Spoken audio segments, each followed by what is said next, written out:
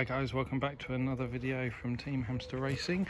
As you can see, the car's still sitting here. Most of the parts that we've ordered haven't turned up yet. I've got the correct rear bumper on it now, although I'm still waiting for a couple of clips and stuff just to fit it up properly.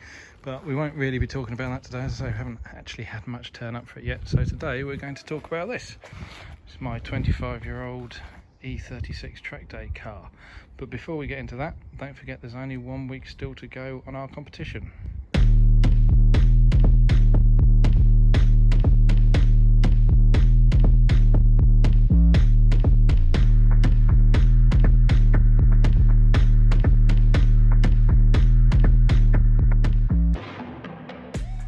Do go and check out our Instagram and Facebook pages at Team Hamster Racing.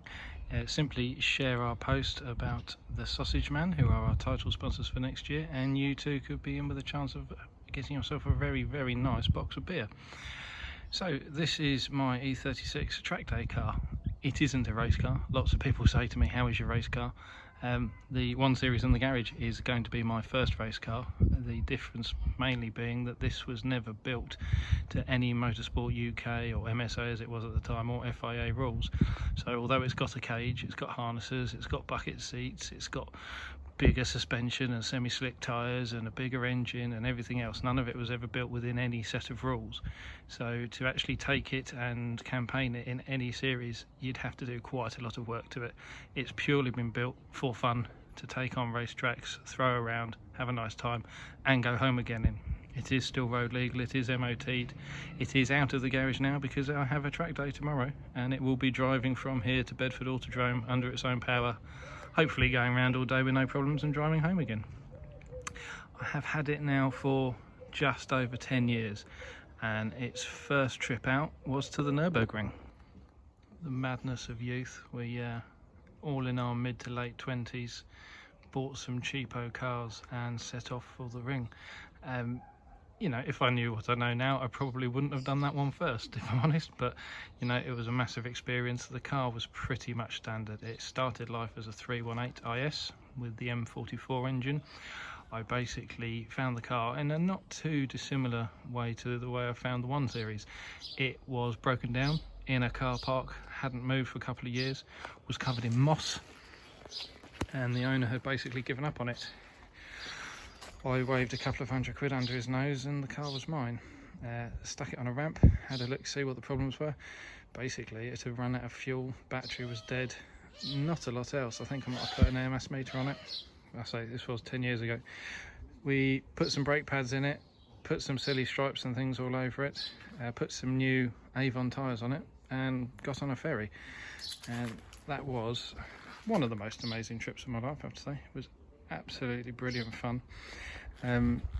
Once we'd finished that, the car came home. It was not in a good way. I think we basically burnt out some of the valves throwing it around the Nürburgring all day, but I was kind of in love.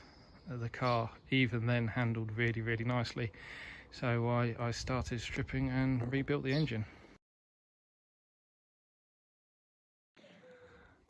I say rebuilt the engine. It had a top end refresh, basically a reseal, lap the valves back in, and some slightly bigger camshafts from Cat Cams. This gave it a little bit more poke, but it was still a 318.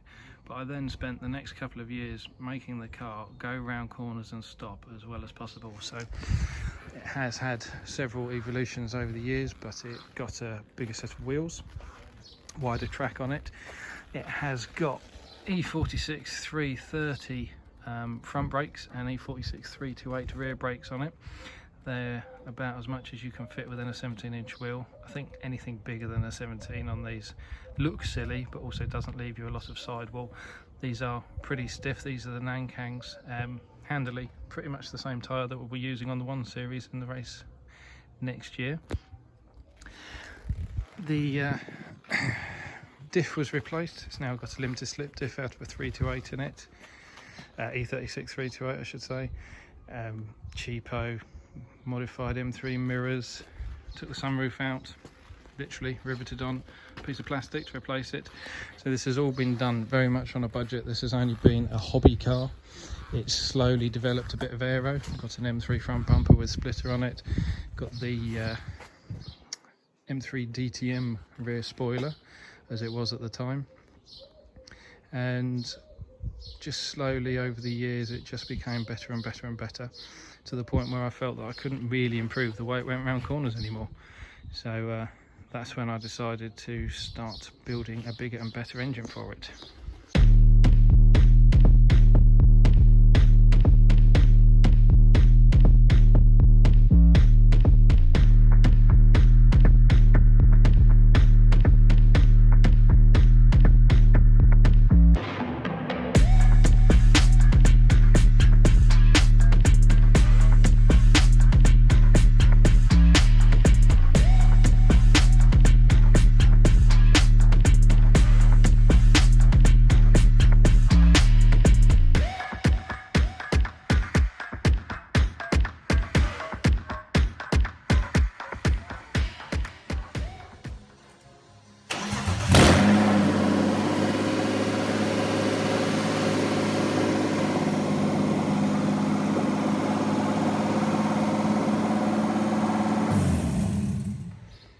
And here is the heart of the beast, now fully running. It's done a few track days now, probably 4 I think.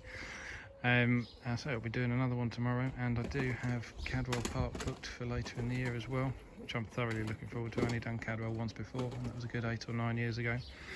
The engine is a stroker, so it isn't an M3 engine. Lots of people keep telling me it is, but it isn't.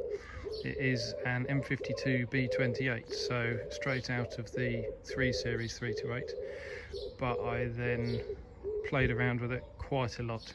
In the end, it's about 5 different engines bolted together.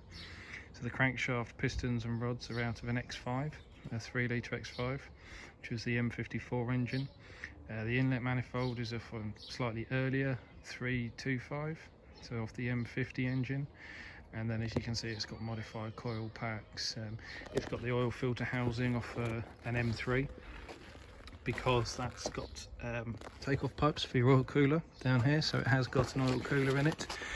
Down the bottom, you can just about see it in there. It's got a CSF big radiator in it, because I didn't want my nice new built engine to overheat. So we've got this very chunky rad in it, along with the M3 coolant reservoir and a few other M3 bits on it. Got a metal thermostat housing, metal veined water pump, just a few extra bits and pieces just to try and keep it safe really.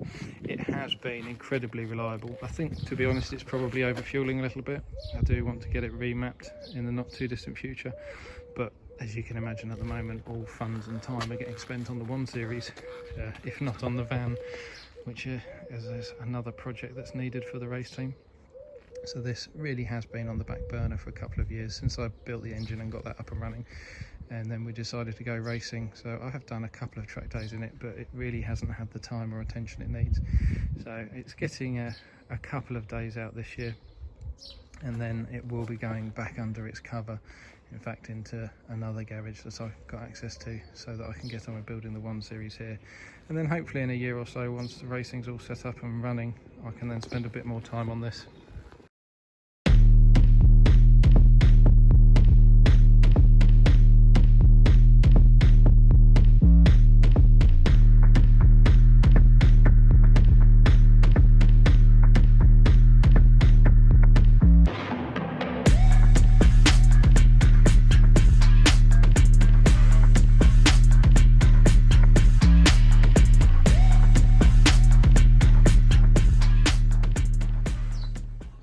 Pictures there of Spa, which was our 3rd big European trip. So the car did an original Nürburgring trip when it was fairly standard. It then did Snetterton and Donington and Cadwell Park in the following year, and then went back to the Nürburgring again. Fairly different beast this time. Managed to shave just over a minute off my lap time, so the car had definitely perked up in that year, although still a 318 at the time. And then a good couple of years later, with a different group of friends, I set off to Spa. Interesting trip. Did snow quite a lot while we were out on track, hence the spin up Eau Rouge, but thankfully we stayed away from the barriers all day Had an awful lot of fun and learnt a lot about wet track driving that day. So despite this not being a race car, it's definitely helped with my driving abilities over the years. A lot that I learnt in this I was able to put into practice with the Boxster. People are surprised sometimes, but this does actually handle and drive an awful lot like the Boxster did. They're a similar size engines, similar amount of horsepower, similar level of grip with a similar type of tyre on. Although the Boxster is obviously mid-engined and this is front-engined, they're both rear-wheel drive, both with quite a similar weight and power to weight ratio, so they did actually drive quite similar. So when I first jumped in the Boxster, this had given me a lot of the skills I needed. You can see all of her badges of honour, if you like, on the back end. It has done nearly all of those tracks at least once, if not considerably more than once. Donington we've done several times, Rockingham we did a couple of times, Brands Hatch it's done a few times now. If anyone actually wants some serious reading about this car, there is a very long piston head thread on it. If you just Google cheap track day toy E36, that will come up, and there's an awful lot more details about what's happened with this car along the years. But for now, let me just remind you that you can get 15% off at Rimax on all of their lubricants with our discount code.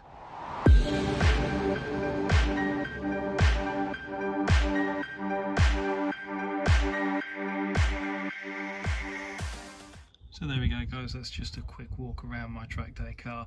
So it is still a track day car, it's nothing like a race car really, although it's as light as possible, and you know, I've made it handle really quite nicely. It's still got a radio, still got a heater. It is a road car that goes on track. I have driven this to Germany twice and to Belgium once on the road, so that's not the sort of journeys you want to be making without any radio or any heater to help you along. So it has now got a few extra dials and things in it, so we can see what's really happening with the engine when we're out on track. But in general, it's just a stripped out lightweight version of a standard E36. I hope you like this video, and please do like and subscribe on YouTube, Facebook and Instagram.